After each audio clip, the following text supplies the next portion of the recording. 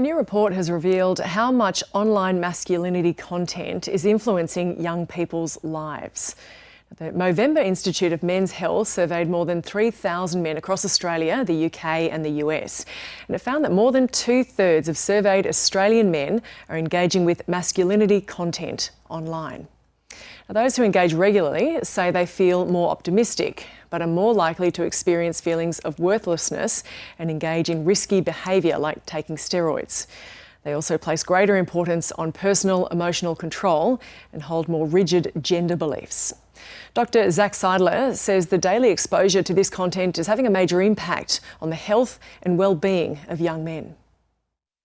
What we found really surprising was actually the dichotomy, the difference between the way in which these young men are feeling while watching this content. They talk about feeling motivated, entertained, and often really optimistic about the future.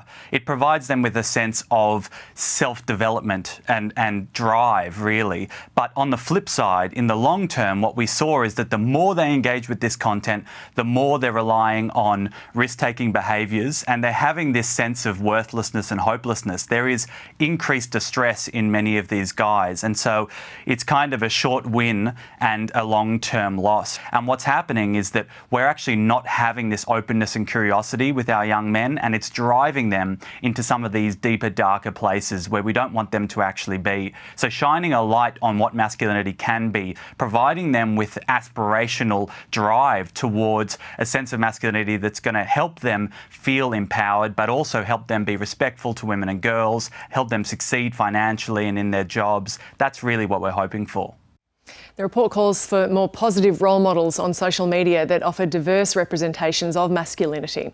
Some content creators are aiming to promote positive masculinity. I do feel like having the big muscles and the six-pack is not necessarily indicative of what a man is anymore. The biggest conversations I have is generally around fitness and what the standard should be. Guys feeling like they should look a certain way by a certain time. Just because maybe you can't do a handstand upside down while doing push-ups, that doesn't mean you're a failure in fitness. As long as you feel fit and healthy and comfortable in yourself, that's the main thing. Masculinity is not a black and white construct anymore. It's fluid.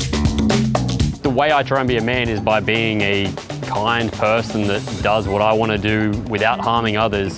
I'm unapologetically myself, and I lift heavy weights and I listen to heavy metal, but I also paint my nails pretty colours and I like fashion.